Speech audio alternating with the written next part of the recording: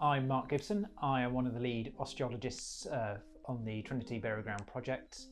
My principal role is overseeing the selection process of which skeletons we are going to be taking for field analysis. And when I'm not doing that, I actually get to analyse some of the skeletons as well. Trinity is particularly exciting and interesting because it's one of the few opportunities we've had to dig such a large cemetery in the north of England. Most of the time when we work in the north, it's much smaller cemeteries, only a few hundred, or all the larger ones until recently have always been done down in London. So it's a very rare opportunity to actually study a northern population.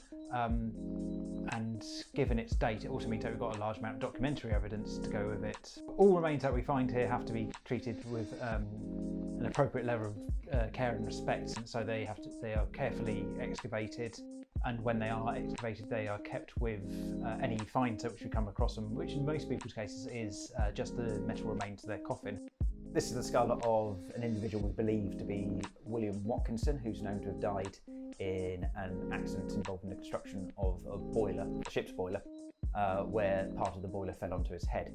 This individual was recovered from the mort safe, which we opened a couple of weeks ago, and there's multiple perimortem fractures across the skull. It's very rare that we actually find an individual where we can say what they definitely died of. Most of the time we just see long-standing diseases and past trauma. So this is quite an opportunity to be able to see exactly what killed them. In this case, there was an impact to the frontal bone around about here, which then caused a load of fractures to come out throughout the skull, and some basal skull fractures across the base of the skull from where the head would have been driven down onto the spine.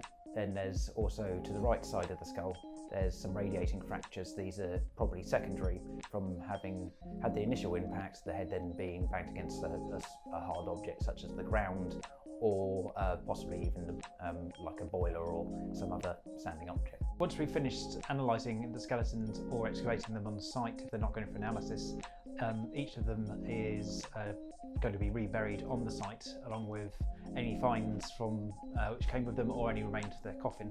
So everything is kept together, and that they should be returned in as close to the condition that they were found in the first place. It's a very interesting and rare opportunity to be able to actually study individuals as well as populations. We don't often get to be able to see the personal stories of the people which we study, so it's quite special to be able to do that. It's probably one of the most enjoyable bits of this project.